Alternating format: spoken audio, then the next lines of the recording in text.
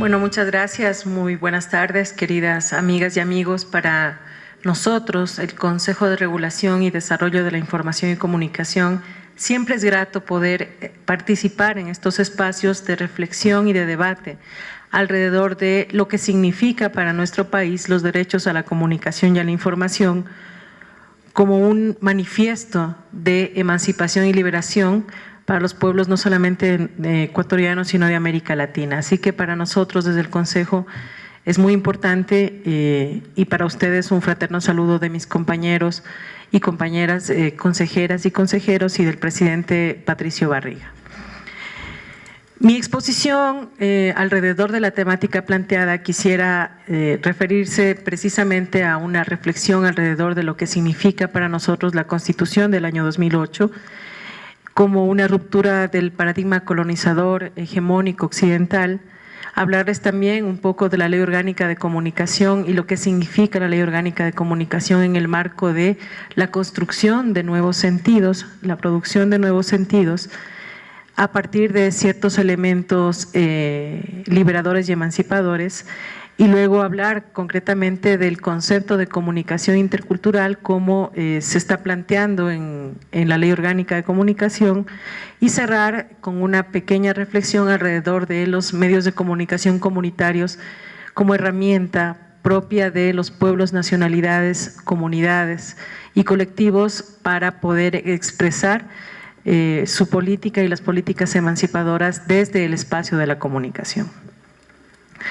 En esa línea contarles que la Constitución de la República en el año 2008 es una constitución aprobada por la mayoría de las ecuatorianas y los ecuatorianos, quienes decidimos construir en aquella época un país de derechos, una democracia radical, la posibilidad de que las ecuatorianas y los ecuatorianos y todos quienes habitamos en este país podamos tener garantías y derechos constitucionales que se articulen no solamente a las libertades, que son importantes y son necesarias, sino también a la garantía de la igualdad y la no discriminación y los derechos económicos, sociales y culturales y en general todos aquellos derechos colectivos que nos permiten alcanzar el buen vivir, alcanzar la vida digna y que son condiciones materiales que son necesarias y que de manera interdependiente y de manera inmanente a los otros derechos y libertades, si no existen no podemos hablar de derechos humanos ni de vida digna. Esta Constitución de la República del Ecuador plantea en el artículo 16, 17, 18 y 19 hasta el 20 unos derechos a la comunicación y a la información que son derechos constitucionales y que por supuesto tienen un origen en el derecho a la libertad de expresión garantizado en la Convención Americana de Derechos Humanos y la libertad de prensa que también se garantiza en este instrumento internacional, pero desde una mirada de la igualdad, no solamente del enfoque de la libertad, sino de la libertad, la igualdad y la solidaridad. Reconocer constitucionalmente que todos tenemos derecho a comunicarnos y a recibir información y a producirla o a difundirla como ciudadanas y ciudadanos por el solo hecho de ser ciudadanas y ciudadanos, marca entonces una ruptura frente a la lógica occidental de lo que significa la libertad de expresión. Marca la necesidad de que para poder expresarnos libremente, por ejemplo, las mujeres afroecuatorianas, las mujeres negras o las mujeres indígenas, no lo podíamos hacer si no teníamos la propiedad de los medios de comunicación social, ni tampoco se tomaba en cuenta nuestra opinión en los espacios de las noticias o en el ámbito de la comunicación comercial.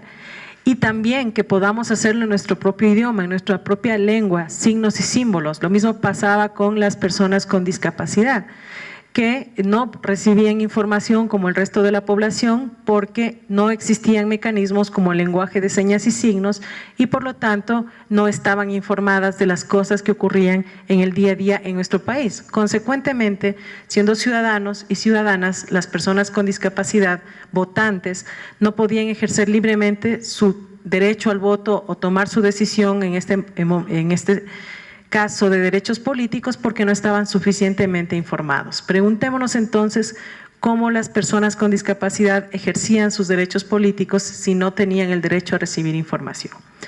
Así que cuando se plantea el derecho a la comunicación y a la información desde el enfoque social, desde generar la igualdad material, las condiciones necesarias para que efectivamente puedan expresarse y recibir información, las personas que no hablaban el idioma castellano o que no tenían la posibilidad de entender por algún tipo de discapacidad sensorial o física o psicológica, entonces cuando recién empezamos a entender de esa manera la libertad de expresión, entonces estamos hablando de derechos constitucionales a la comunicación y a la información. Y en esa línea, la Constitución del año 2008 plantea estos nuevos derechos que son el desarrollo de la libertad de expresión desde un enfoque social, desde un enfoque de desarrollar las condiciones materiales para que efectivamente todas y todos podamos expresarnos libremente. ¿Qué implica esto entonces? Implica una ruptura en el paradigma colonizador occidental de la libertad de expresión, cuyos orígenes, como lo dice Galeano, vienen desde la misma conquista de los pueblos de América, en los cuales la hegemonía cultural fue planteándose, fue plasmándose hasta nuestros días, y desde la construcción del Estado moderno y el capitalismo que viene con él, pues el capitalismo informativo en una lógica comercial también fue dejando de lado aquellos sectores y grupos sociales que no cumplían el patrón ni el paradigma hegemónico occidental, como las mujeres, pueblos y nacionalidades, y que mirado desde el espacio del derecho humano a la comunicación e información, ahora sí pueden tener su propia voz. Con la Constitución del año 2008 viene un régimen de transición en el cual se plantea la necesidad de que se expida una ley orgánica de comunicación a través de la cual puedan desarrollarse los derechos de las personas a expresarse libremente más allá de la lógica comercial. Y luego de esto también que el espectro radioeléctrico, que es un bien en poder del Estado, pueda también ser repartido entre la sociedad ecuatoriana y que no se encuentre concentrado en pocas manos, como para el año 2008 estaba concentrado y continúa, porque la batalla contra la concentración mediática es grande y es dura, pero que ya ahora con una institucionalidad y una normativa va a ser más fácil poder disminuir y reducir esas brechas de comunicación. Se crea entonces la Ley Orgánica de Comunicación dentro del régimen de transición.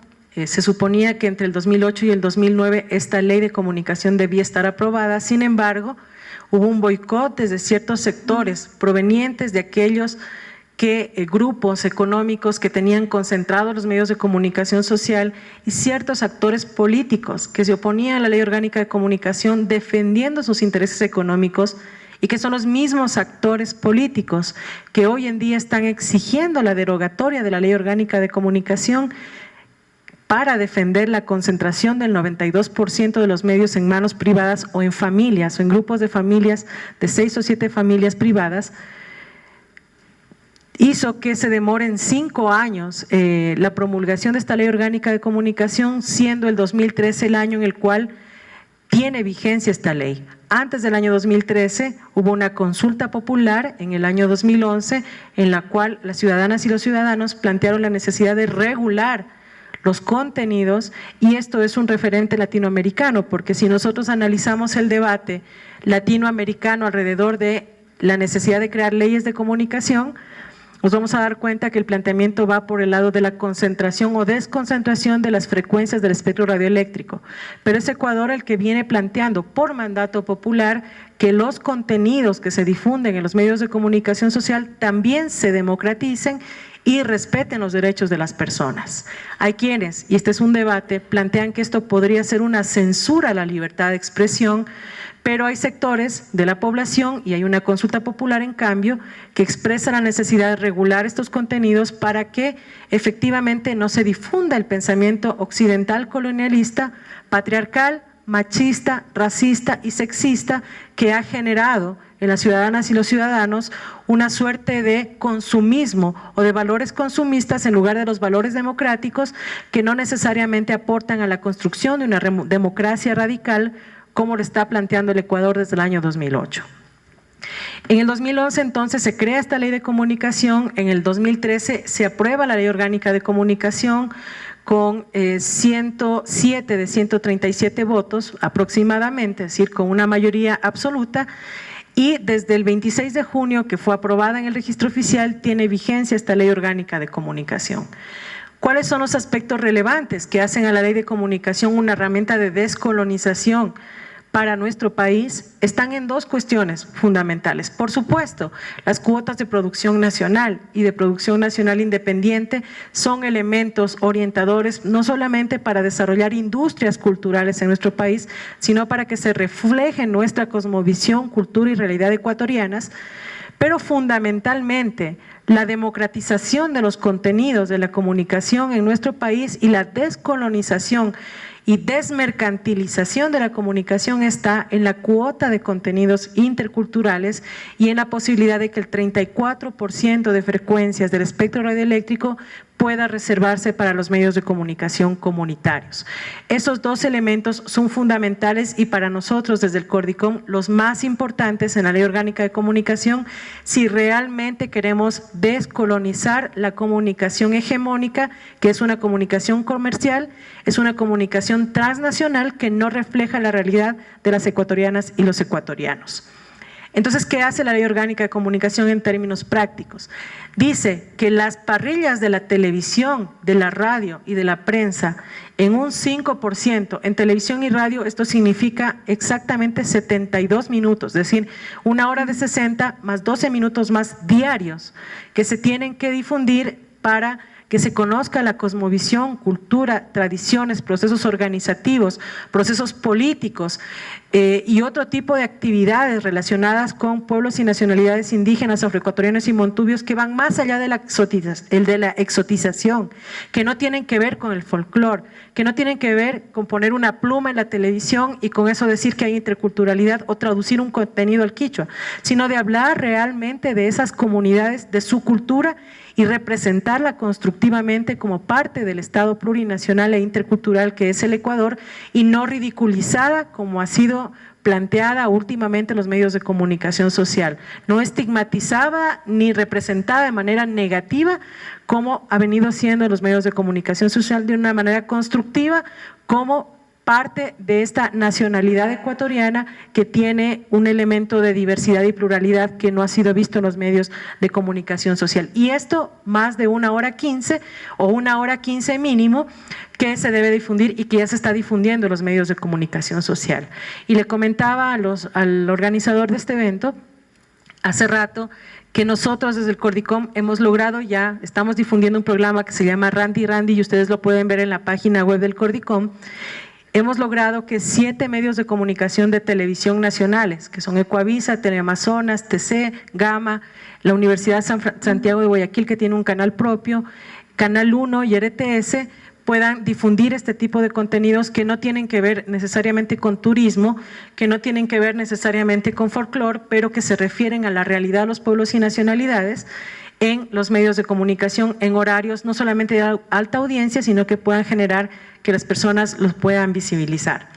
Y lo hemos logrado también en 17 medios de comunicación de televisión regionales que van a difundir. Así que nuestras pantallas van a estar llenas de contenidos interculturales que reflejan realmente la cosmovisión, cultura y tradiciones de pueblos y nacionalidades sin ninguna estigmatización ni discriminación. Y por otro lado, seguimos combatiendo la discriminación en medios de comunicación social para que ni los programas de entretenimiento, ni el humor, entre comillas, aunque eso no es humor, pueda seguir ridiculizando y estigmatizando, lo cual, de alguna manera, aunque lo sepan o no lo sepan los medios de comunicación social, lo que hace la discriminación contra estos pueblos y nacionalidades es reproducir un discurso capitalista, un discurso colonialista que pone por encima a un grupo social por sobre otros, generando, por supuesto, la exclusión de derechos. No es simplemente que la discriminación o cuestionar la discriminación en medios afecta a la libertad de expresión, sino que cuestionar la discriminación en medios de comunicación social significa una ruptura decolonial para que los grupos sociales de nuestro país, los 14 pueblos y nacionalidades y el pueblo mestizo se vean como iguales y puedan interactuar en condiciones de igualdad y no en una relación de poder en la cual los blancos mestizos somos superiores y los afroecuatorianos, indígenas y montubios son inferiores. Así que el contenido intercultural, en términos prácticos, esta cuota va a hacer que podamos mirar diariamente de manera distinta la televisión, y eso de por sí ya es una ruptura decolonial porque vamos a mirar distinto a los pueblos y nacionalidades. Y luego tenemos los medios de comunicación comunitarios que tienen la reserva del 34% del espectro radioeléctrico y que se debe traducir no solamente en entregar las frecuencias, que ya es un fenómeno que hemos venido realizando como Estado ecuatoriano, sino que los medios de comunicación comunitarios puedan ser sostenibles en tres espacios, desde tres visiones. La sostenibilidad económica, que es la capacidad de los medios de comunicación social de generar producción que les permita pagar a sus trabajadores, que les permita producir contenidos de calidad, que les permita establecer criterios de gestión y procesos adecuados para permanecer en el tiempo y no cerrar al año y quedar debiendo hasta de la luz. La sostenibilidad económica, la sostenibilidad social, que tiene que ver con los procesos organizativos de las comunidades en las cuales influye. Y ahí viene el elemento de la comunicación como una cuestión que no solo articula otros derechos humanos, sino también que promueve la participación social, la organización social, la organización política de pueblos y nacionalidades y de organizaciones y colectivos. En el marco, además, procesos sostenidos en el tiempo que vayan formando y que vayan produciendo espacios de democracia profunda y radical también en estos sectores sociales. Y la sostenibilidad institucional, es decir, que el apoyo a los medios de comunicación comunitarios no dependa de la buena voluntad de las instituciones del Estado o de quienes estén en el gobierno de turno, sino que sea una política de Estado, una política nacional que perdure en el tiempo y que permita progresivamente el desarrollo de las capacidades de los medios de comunicación comunitarios, de los trabajadores comunitarios, que permita la posibilidad de mejorar los procesos de gestión y también la generación de recursos económicos que no generen una acumulación o un lucro como pasa en los medios de comunicación comerciales, sino que permita desarrollar y crear nuevos medios de comunicación y contenidos interculturales que luego puedan alimentar el nuevo sistema de comunicación social que está pensado en la Constitución de la República del Ecuador y en la Ley Orgánica de Comunicación y que desde el Consejo de Regulación venimos desarrollando. ¿Qué es lo que ha hecho el Consejo de Regulación en ese sentido para garantizar la sostenibilidad económica, social e institucional? Bueno, la sostenibilidad social depende muchísimo de los procesos organizativos y la autonomía de los pueblos, nacionalidades y colectivos, pero siempre el apoyo está en la asesoría, acompañamiento técnico y en la posibilidad de definir con claridad cuál es el rol de los medios de comunicación comunitarios en esta organización social. En la sostenibilidad económica es necesario, y la ley de comunicación lo establece, que se pueda entregar publicidad a los medios de comunicación comunitario para que puedan también ellos generar producción a partir de los ingresos económicos de la publicidad privada y también publicidad pública. En este momento tenemos que definir la fórmula de distribución de esta publicidad privada, en ese trabajo estamos, pero próximamente queremos ya salir con este tema que es tan importante si queremos hablar de una democratización del espectro radioeléctrico y de medios de comunicación comunitarios. Igual la publicidad del Estado. En este momento ya hay una disposición desde el Ejecutivo, desde la Presidencia de la República, de que haya una distribución equitativa a favor de los medios de comunicación regionales y locales, públicos, privados y principalmente comunitarios de la publicidad estatal. Ahí hay un problema serio, que es la intermediación de las agencias de publicidad, que sí está afectando a los medios regionales y locales. Queremos ver cómo legalmente nosotros podemos resolver eso. No nos da tanto nuestras competencias, pero a través de la gestión y el lobby, ojalá podamos ir menguando esa problemática con las agencias de publicidad y su intermediación, que se está haciendo un problema para la sostenibilidad de los medios de comunicación. Y en la sostenibilidad institucional tenemos un listado de unas 30 medidas de acción afirmativa que proponen la profesionalización del sector comunitario con el apoyo de los institutos tecnológicos, de CENESID y de SECAP, pero además de eso la posibilidad de ir pensando en mejorar o alentar los procesos de gestión con el apoyo de otras instituciones del Estado, mediante la capacitación y el desarrollo de capacidades a favor de estos sectores, no solamente de colectivos y organizaciones sociales, sino por supuesto de pueblos y nacionalidades. Creo que la academia tiene un rol fundamental en esto y sí es importante pensar en alianzas público-privadas que en el marco de la responsabilidad social y la necesidad de que todos aportemos en la construcción de una nueva comunicación y una comunicación que permita la emancipación, la liberación de los pueblos, podamos ir concretando ya acciones de sostenibilidad económica, institucional y social que puedan aportar a una comunicación con enfoque de derechos humanos, principalmente derechos colectivos y derechos económicos, sociales y culturales, como ha sido la decisión del pueblo ecuatoriano desde el año 2008. Muchas gracias. Buenas tardes.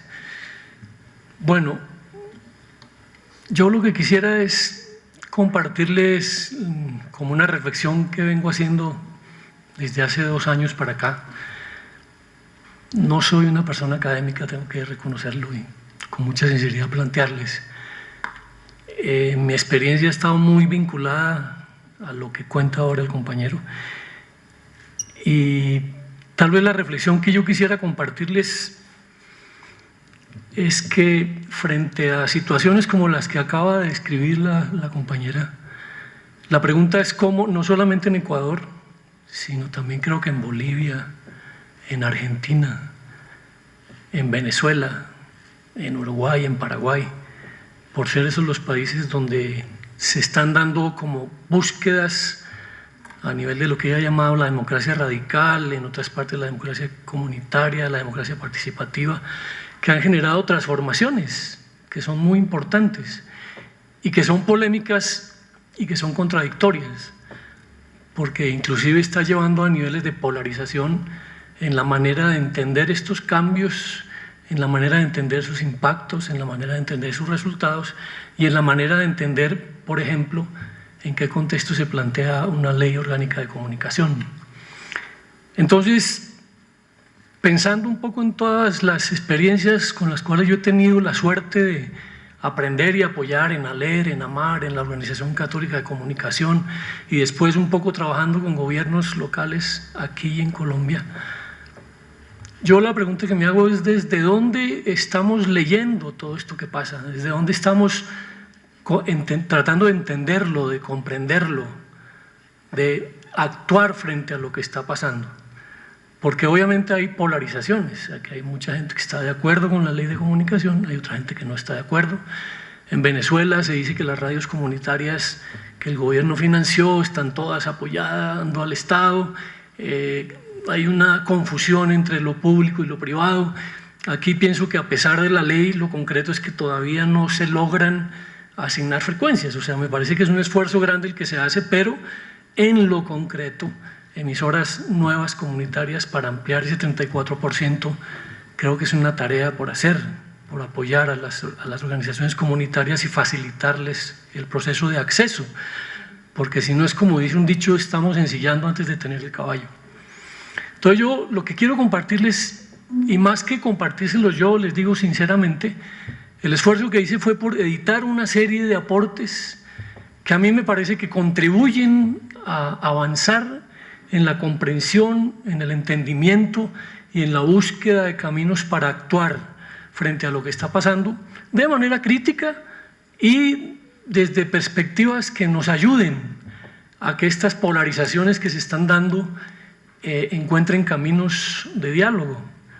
Y yo no pienso en este momento solamente en estos países que mencioné, sino pienso en Colombia con todo lo que está pasando, pienso en Chile, en todos los países latinoamericanos y centroamericanos, que es una región que creo que en este momento está haciendo cosas que nos están poniendo a reflexionar a las prácticas que venimos de esta experiencia, de la experiencia de la comunicación popular, porque eso tiene mucha historia, que es una de las cosas que no podemos dejar de mencionar. O sea, por eso la pregunta para mí es cómo hoy, voy a mencionar algunas organizaciones, Herbol, la CNR, la producción de teatro, la producción de video, las experiencias comunitarias de comunicación, la gran experiencia que se está dando en América Latina de cultura viva comunitaria, que va a tener un encuentro ahora próximamente en El Salvador. O sea, son muchos frentes que vienen de un escenario que hace 15 años parecía común en América Latina, pero que hoy ha cambiado.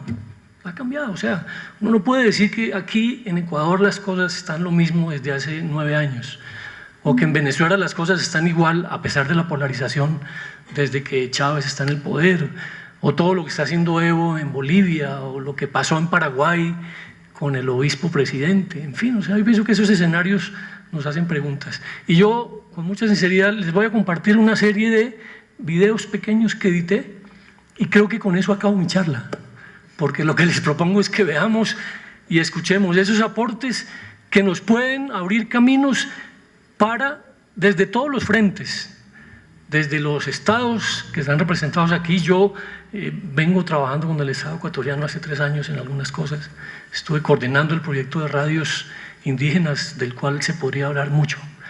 Entonces, eso es lo que le quiero compartir, compañeros, y cerrando esa secuencia que armé a manera de ponencia audiovisual, podremos seguir conversando aquí y en otros lugares. Alrededor de conceptos, yo aquí recupero una de las, no sé si son versiones originales o no, pero es un compañero que trata de plantear, porque creo que hay que volver al origen del concepto del buen vivir.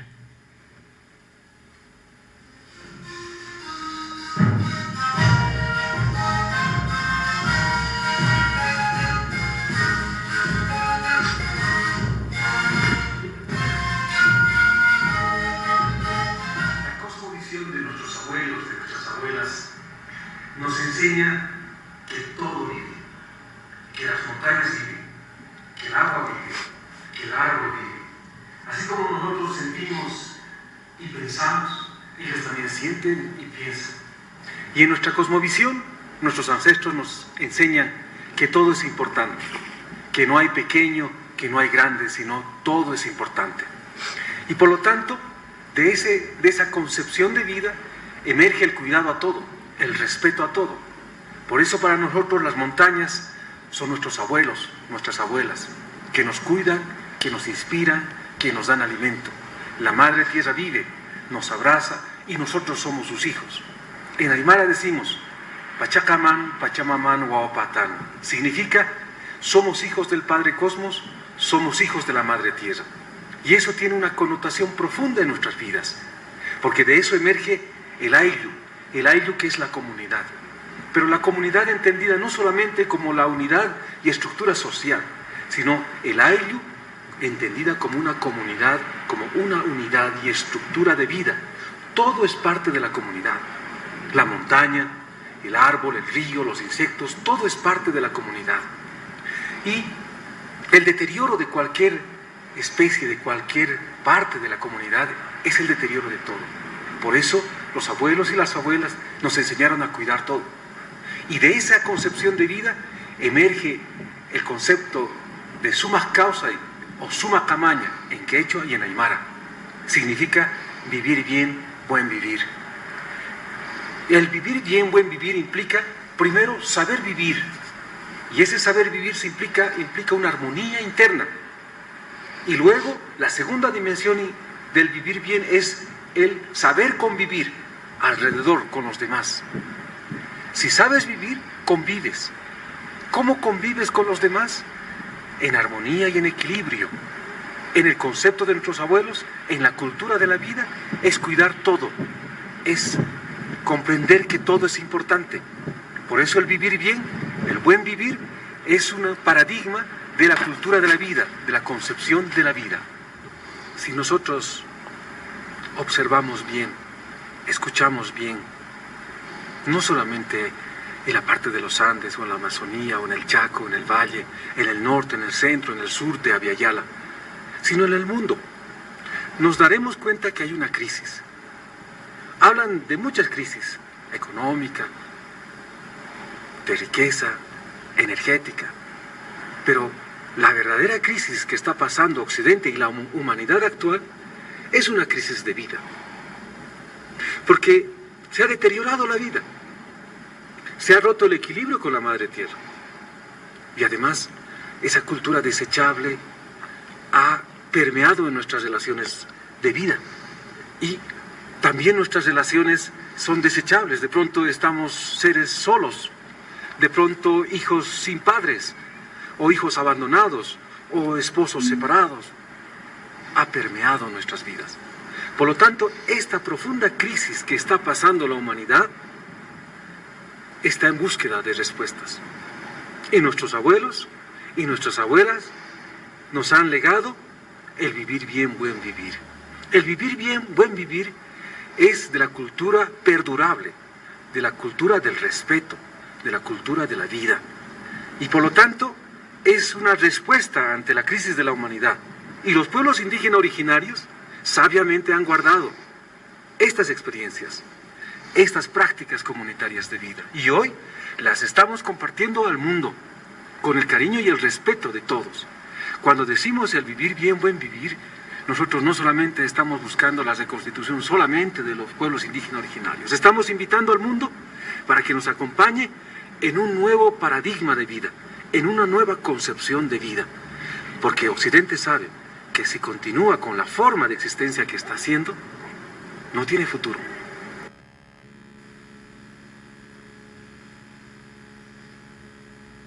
Este es otro personaje que de pronto en Colombia lo identifica. Nos encontramos en una paradoja. La especie humana nos encontramos en una paradoja. Por un lado, hemos creado todas las condiciones para desaparecer como especie. Y por otro lado, hemos creado todas las condiciones para reconocernos como una sola especie, algo que no hemos podido hacer desde que estamos sobre el planeta como sapiens sapiens hace 75.000 años.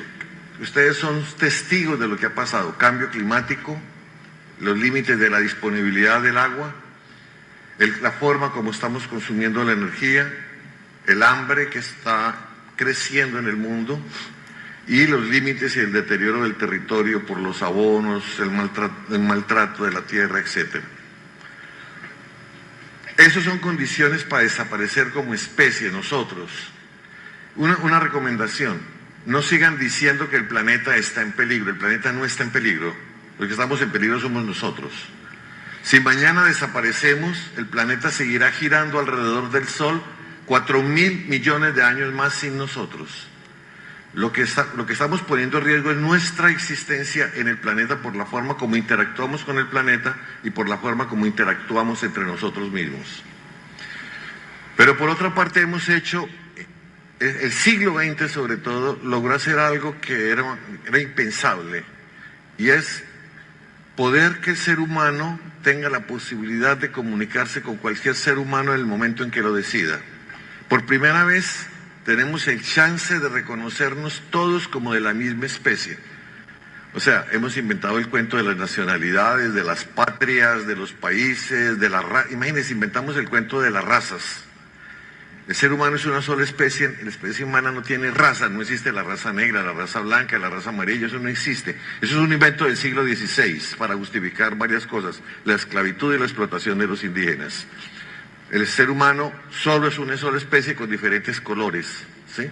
Pero no hay razas en la especie humana. Sin embargo, nos inventamos ese cuento para dividirnos. Hoy los niños, mis nietos, me dicen: ay, no, yo tengo un amigo en Vietnam, tengo un amigo en Nueva Zelanda. O sea, para los niños, a través de las comunicaciones de cuarta y tercera generación, por primera vez, para un niño ser amigo de un vietnamita o ser amigo de un ruso o un amigo de un argentino es una cosa normal. Ellos van a acabar con todo este cuento de fronteras y nacionalidades y sobre todo con la patria, pues, que es un concepto tan perjudicial para la especie humana.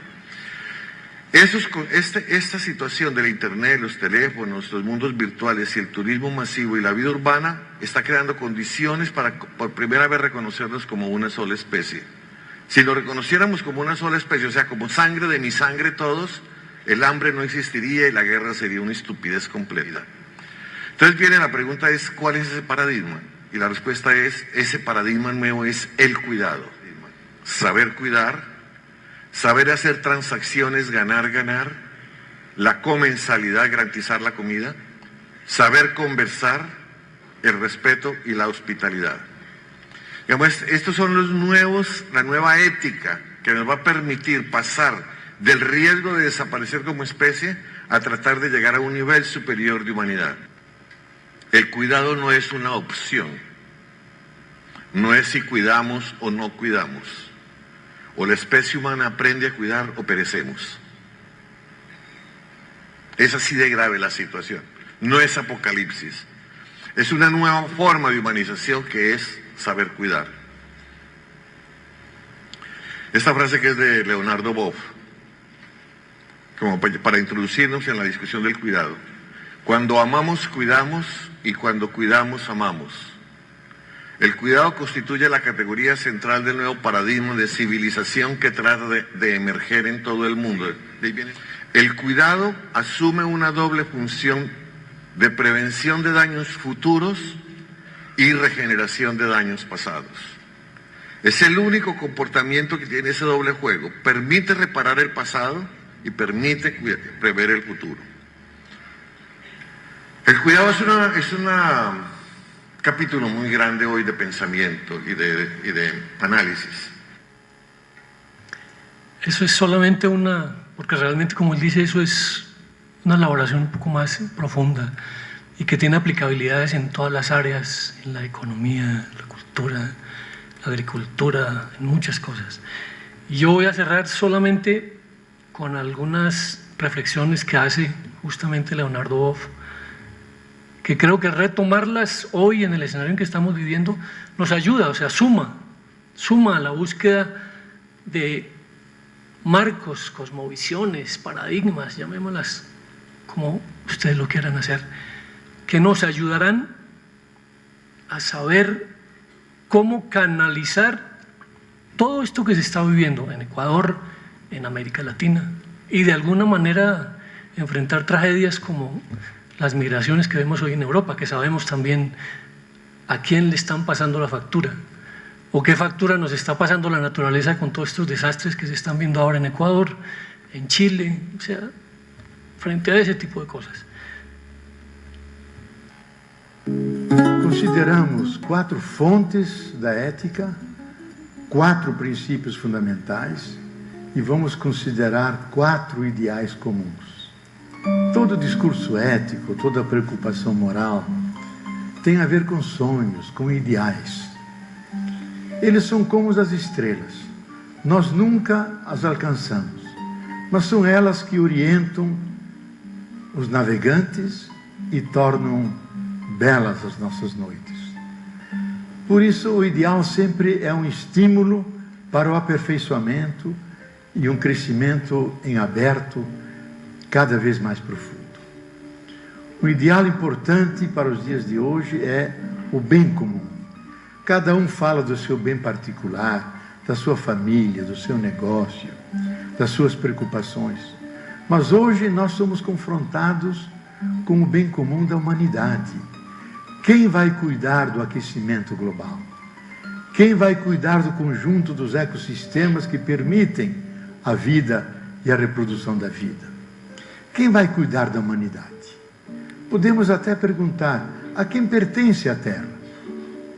A Terra não pertence aos grandes banqueiros, aos milionários. A Terra é um dom que o universo nos deu. O que é o bem comum? Na sua infraestrutura, é oferecer aquelas condições necessárias para a vida, como é a alimentação, como é a segurança, como é a educação, como é o lazer. Mas não só, também aquelas coisas humanísticas, permitir que as pessoas tenham autoestima, possam ser respeitadas, possam ser valorizadas, que possam realizar a sua biografia e plasmar a sua própria vida. Um outro ideal é a justa medida. Se é uma coisa que a nossa sociedade moderna não tem, é a justa medida. Porque ela explora de forma ilimitada todos os recursos da Terra. Favorece um consumo ilimitado que atinge pequenas elites da humanidade. E nós somos excessivos em tudo, na violência, nas guerras, na propaganda. Nós colocamos o desejo no centro mais do que a vontade de viver e de conviver.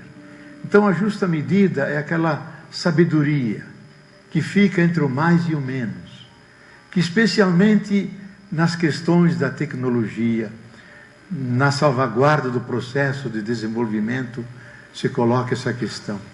Quanto de intervenção eu posso fazer na natureza sem prejudicar a natureza e conseguir aqueles benefícios necessários para a nossa vida? Um outro ideal importante é a sustentabilidade necessária.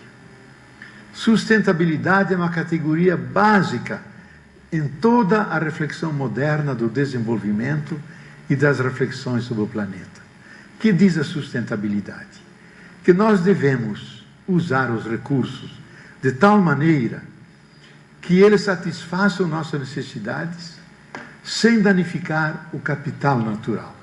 E ao mesmo tempo que tenhamos um olho para as gerações que vêm depois de nós, porque elas também têm direito de herdar uma vida saudável.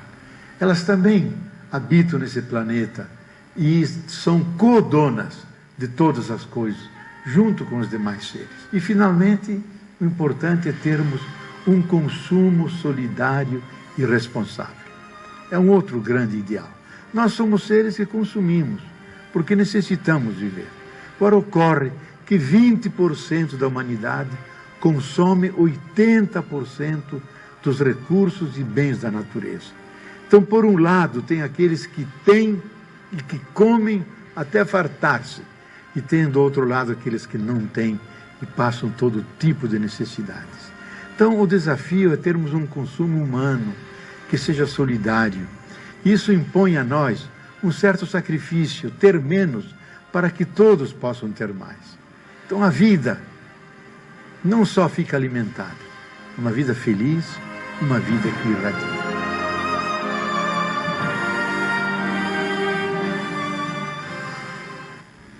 Creo que el portugués, ojalá lo hayamos logrado entender. No hablo portugués, pero creo que es bastante cálido el portugués que él habla. Bueno, compañeras, compañeros, en eso van mis reflexiones y yo les agradezco mucho el tiempo que me han dado para compartirlas con ustedes. Buenas tardes. Bueno, quisiera comenzar con una frase de Cortázar que me parece que ilustra un poco los apuntes que les quiero compartir en la tarde de hoy. Ahora pasa que las tortugas son grandes admiradoras de la velocidad, como es natural. Las esperanzas lo saben y no se preocupan. Los famas lo saben y se burlan. Los cronopios lo saben y cada vez que encuentran una tortuga, sacan la caja de tiza de colores y sobre la redonda pizarra de la tortuga dibujan una golondrina.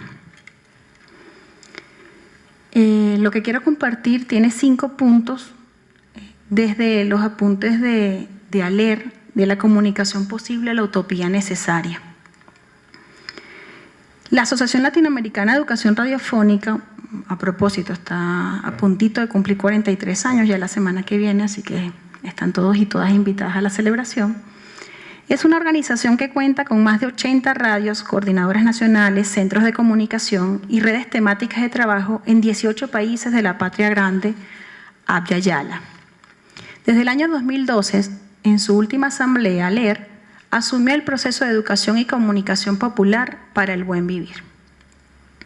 Aller también se autodefine como una red de redes que quiere ampliar los espacios de participación y construcción conjunta de muchas voces, muchas experiencias, saberes, conocimientos y corazones. Es de recordar que nuestra inspiración en lo popular no ha perdido vigencia. Por el contrario, se ha resignificado desde su opción política de transformación en favor de realidades más justas y equitativas. Si bien en una época no tan lejana de Aller, la práctica radiofónica inspiró luchas contra dictaduras y regímenes represivos claramente identificados, siempre mantuvo su bandera y defensa por los sectores tradicionalmente excluidos. Para entonces se escuchaba con frecuencia la voz de los que no tienen voz. Esa era una vena identitaria de la práctica comunicativa. De forma simultánea también se empoderaron las escuelas radiofónicas que acompañaban procesos de formalización educativa a distancia. ahora siguen vigentes y pertinentes en contextos donde es prácticamente la única opción de jóvenes y adultos y adultas para la culminación de la educación básica. Muchas reflexiones vinieron después cuando se reconoció que no era que no tenían voz, sino que se les había silenciado, además intencionadamente. Eso se reparó después en la historia. No es casual que muchas de las radios, los centros de comunicación y las coordinadoras de ALER hayan sido testigos de múltiples movilizaciones sociales y de espacios de reivindicaciones de comunidades y regiones en favor de la profundización de la democracia, tomando en cuenta los procesos de denuncia y también los de incidencia en políticas públicas que hoy siguen demandando compromiso renovado desde los proyectos comunicativos. Ahora, tejiendo la palabra. La palabra enuncia los modos de entender la realidad. La palabra cuestiona las relaciones de poder. La palabra acompaña procesos de indignación y reivindicación. La palabra seduce, enamora, emociona, alegra, apasiona. La palabra moviliza en tanto que nos hace creer que la realidad puede cambiar si actuamos. La palabra, su comunicación, su decir, el mundo como señalaba Freire, es sin duda un desafío permanente.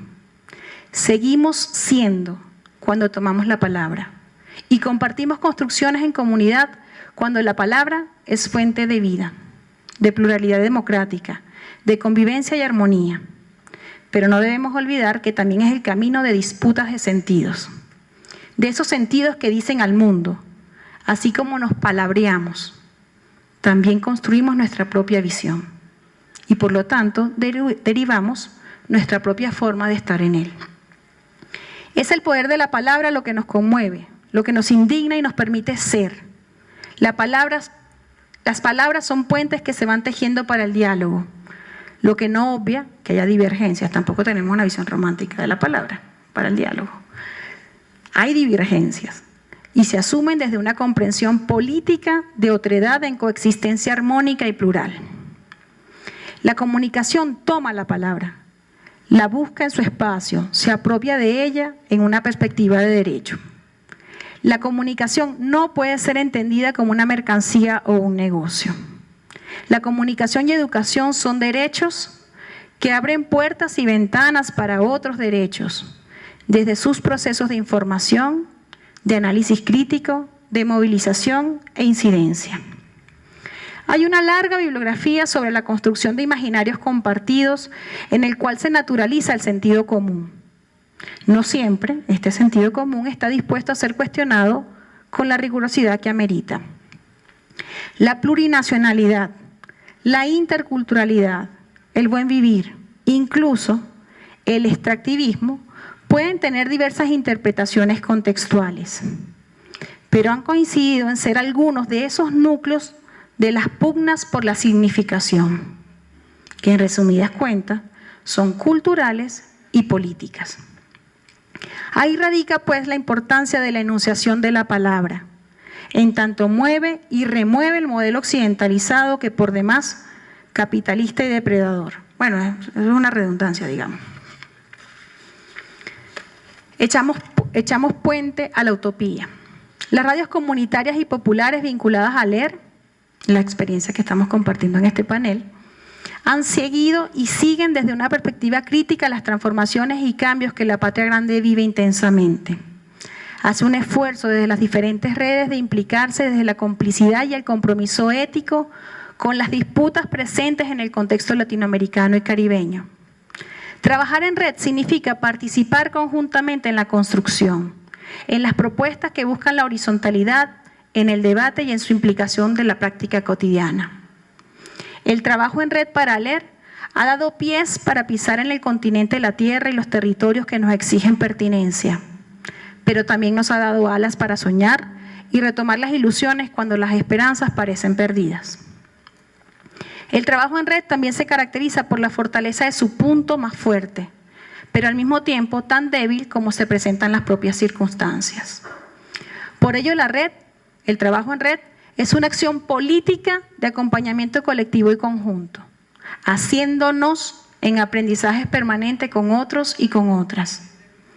La red, en su constitución, o las redes, Parten del principio de que las cosas no vienen dadas, se construyen de forma constante, dinámica, y por ello siempre está el debate, el diálogo y el análisis crítico que nos permiten avisorar no unas conclusiones estancas, fijas, inamovibles, sino un esfuerzo de problematización y cuestionamiento como camino cotidiano. Es lo que nos gusta llamar la pedagogía de la pregunta. Porque es una definición política y social que permite profundizar esta visión de múltiples opciones, de enfoques y experiencias en una complejidad de contextos contemporáneos, de crisis civilizatoria, cambio de época, lo que ya hemos compartido en otros espacios. Reiteramos que la palabra es la articuladora de estos modos de construir el mundo, nuestras identidades que son heterogéneas y diversas. De este modo hemos avanzado en ALER como redes temáticas que han agrupado personas con preocupaciones, afinidades y sensibilidades que siguen la producción de contenidos y la reflexión de ética política que amerita según la coyuntura. Algunas de las redes, la red de corresponsales, digamos que es la más antigua, tiene 3 programas de radio diarios.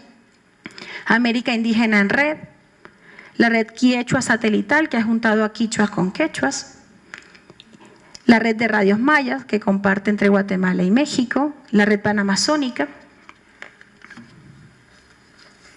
la red de educación y comunicación, la red del desarrollo técnico y tecnológico, la red de migración y la red de formación. Pasión por la vida. El 2012 constituyó un momento importante en ALER, dado que profundizó la reflexión sobre los proyectos políticos que viven y sienten sus diversas expresiones con un proceso de innovación institucional y que implicó, en su momento y sigue implicando, un esfuerzo de remover las premisas que sustentaban la comunicación y la educación para el desarrollo. Ahí casi quemamos todos los libros y todos los textos que decían comunicación para el desarrollo, casi hacemos un acto simbólico, pero menos mal que no lo sopesamos. La opción necesaria, visto con la reflexión colectiva, es que todo debe ser orientado hacia la vida, con una perspectiva biocéntrica, lo que implica la defensa de los derechos de la naturaleza y el replanteamiento de otras relaciones socioculturales, geopolíticas y económicas. Por ello, desde que acordamos la misión de educar y comunicar pasión por la vida, lo hacemos desde una urgencia ética que garantiza la perpetuidad de todas las especies en el planeta. Obviamente, este proceso no surge sin evidenciar las profundas injusticias del sistema capitalista hegemónico, así como algunas contradicciones que se concretan a pesar de los esfuerzos en nuestra transición. Pensar esto nos preocupa y nos ha ocupado desde la resistencia, desde la disputa de sentidos por otros mundos posibles, o como refiere el subcomandante Marcos, un mundo donde quepan otros mundos, y en el que el bien común no vaya en detrimento de una minoría. Nuestro proceso de innovación institucional es una definición política que aspira a una gestión estratégica de cara al futuro. Hace prospección de los escenarios posibles y toma la opción de un contexto que amerita nuestro sentipensar comprometido. Hay 4 categorías en esta revisión que hemos hecho, un camino metodológico. La coherencia, que ha sido el grado de consistencia interna que tenemos para darle el sentido a todo lo que hacemos. La correspondencia, un grado de consistencia con el entorno, esa problematización constante que tenemos. Cómo nos hacemos un proyecto político comunicacional relevante para la comunidad donde nos proyectamos. La sostenibilidad, como un paradigma alternativo donde se considere la realidad no como una situación estática, sino como una dinámica que implica cultivar relaciones desde el sentido de la vida. La vulnerabilidad, ya por último, es el estado de la debilidad al que puede llegar un proyecto. Forma parte del mismo fenómeno de la sostenibilidad, es la segunda cara, son como una moneda de 2 caras. Es decir, cuando más sostenible se es, menos vulnerable estamos. El grado de vulnerabilidad aumenta en un cambio de época cuando las incertidumbres aumentan. Finalmente, entre tensiones y disputas tebeas, los desafíos. Tenemos muchos desafíos para aportar al buen vivir desde la educación y la comunicación popular. Se muestran en muchos casos tensiones internas que se van reconfigurando en el caminar de este que estamos construyendo para el buen vivir. Algunas tensiones que no están resueltas. Yo creo que ni este panel ni este congreso pueden resolverlas, sino que están dadas allí y nos va a dar mucho de qué hablar todavía. Resignificar nuestros lenguajes, nuestros discursos, las narrativas, las estéticas, deconstruyendo las miradas del mundo dominante y favoreciendo aquella que promueve la vida. ¿Qué componentes tiene? Una preguntita abierta. Caminar acompañados y acompañadas, fortalecer los lazos y alianzas, las complicidades para comunidades de aprendizaje e incidencia desde la actoría política. Desde nuestros propios espacios, solitos, solitas, no vamos a poder hacer mucho. Tenemos que trenzarnos, tejernos. Movilizar nuestras capacidades de compromiso, de lucha, de esperanza desde la creatividad y la imaginación para renovar los proyectos políticos comunicativos. Esto es una clave fundamental en la conformación de las identidades múltiples, complejas, convergentes, divergentes, desde una perspectiva de género e interculturalidad.